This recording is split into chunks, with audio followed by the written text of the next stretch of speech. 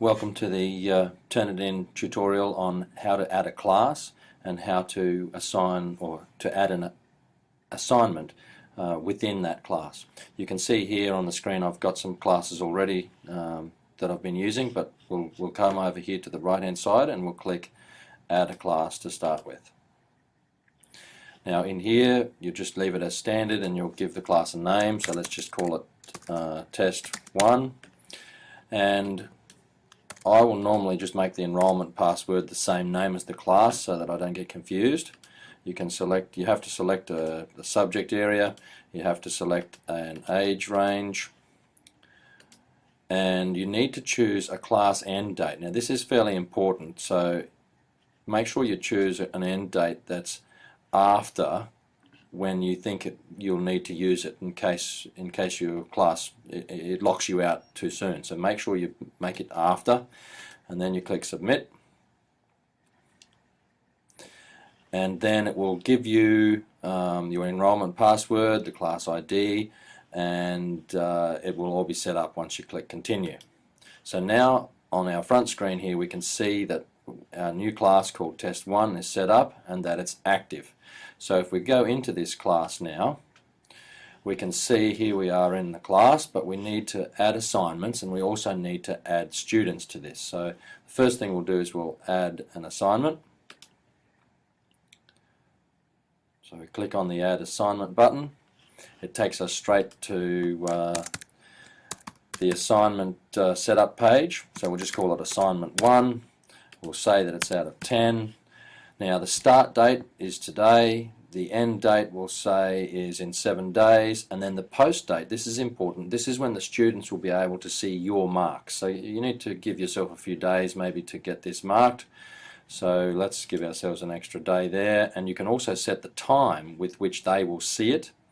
In the due date you can also set the time, and you can make that after this time, after it reaches this time, 10:59, or let's just say it's 10 o'clock, and we'll make it in the morning. After 10 o'clock on that morning, no student will be able to submit their assignment, and you will see very clearly who is late and who is not late. Also in here is the optional settings button, and this is very powerful because it enables you to come down and to assign a rubric to this assignment. And so you can see here some of the rubrics I've made. So if we assign that rubric to this assignment, what will happen is later on when we're grading, we will have comments and pre-set up feedback that we can just drag and drop onto our viewer, as I've shown you in the other video. So we just click submit now, and then we've got our assignment visible, but you can see that there's no students submitting there because there's 0 kids in the class. You can also see the start date, the due date, and the post date. Alright, if you want to ever come back in here, you can come back and edit the assignments, and if we want to, this is where we would go and view all the students, but we won't do that now because there's no students there. The next thing we will do is we will go back up to our top tabs here, and we will choose students because we need to add some students to this class. So click on that students tab, and then here we go, we see that we need to enroll some students. Now you can add students one by one, but the best thing to do would be to upload the student list as a bulk email, as a bulk upload. So we click on the upload list, and then we'll go and choose the file. Now I've already set up this file, and here it is, and I'll talk to you about that file next, but we'll open it up first of all, and we'll see now we're ready to upload the list. So we click on upload the list, and there it is. Okay, so all of the students are now in here, and I can check them and then I can submit them. Alright, so there they all are, and I can return to my students now, and I can see here's my student list in Turnitin, and all of these students will actually get an email now saying they've been enrolled in a new class called Test 1. So if I come back to my assignment now, suddenly I can see that there's 0 of 20 students submitted because there was 20 students that I've just uploaded in there.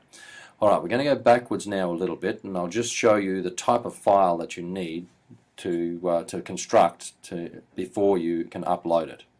Okay, here we are now in Excel, and this is the student file that I've made specifically to import into Turnitin as a bulk upload. So you'll notice that I've got their surname, their first name, and I've also got their email address. And just as a matter of course, I would recommend that at the start of every class, at the start of every semester, that you collect all the student emails for this class. I usually also collect their parent emails so that I can email parents and students efficiently and have an up-to-date list. So this is the list that that made up the file that we were able to import. Okay, we're back in Turnitin again now, and basically what we've learned is that we can add a class, add an assignment, and add students to that class. So we can see here in our all classes that we've got our Test 1 class, we've got an assignment in here, and we've got all our students ready. And so now we're actually ready for students to submit their assignments, their papers, and upload them to here where we can mark them. Okay, thank you for your time.